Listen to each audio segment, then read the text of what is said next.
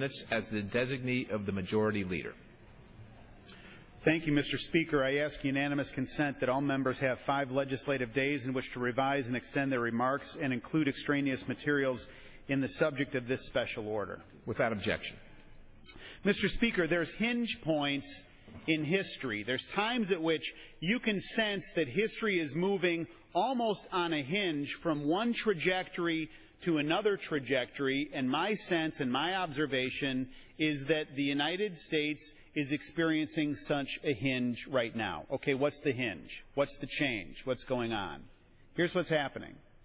The administration has made a decision that is moving subtly in some ways, but I think the results are going to be very, very consequential, and the cities will be lost, and we're going to be at a very different position. In other words, the hinge will move us from our current policy, which says that Iran shall not be a nuclear power. That is the stated position of the United States. It's unambiguous. There's no ambiguity about that, at least not up until now. But the hinge that is changing is a direction that begins to say, well, maybe not.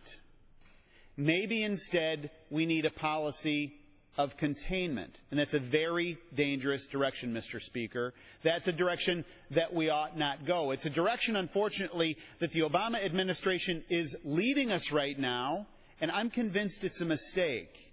The House of Representatives has a responsibility as part of a co-equal branch of government. We have worked, we have passed sanctions that are robust and dynamic, that aren't taken up by the false claim of the Iranians, a false promise of future conduct. We need our colleagues on the other side of the rotunda to take on a very rigorous sanctions bill and to push back very, very aggressively, because here's the thing. The Iranians are allowed to enrich under this proposed deal. There's no investigation as it relates to the warheads. There's no investigation as it relates to their missile capacity. And so what's happening? The Iranians gain an advantage of time and money, and we squander both. This is a time when the United States needs to be clear and not ambiguous.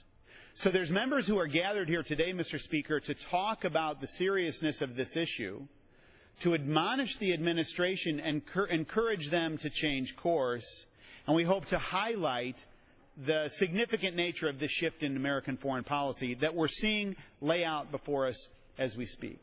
So toward that end, I would be honored at this point to recognize my colleague and friend, the gentleman from California.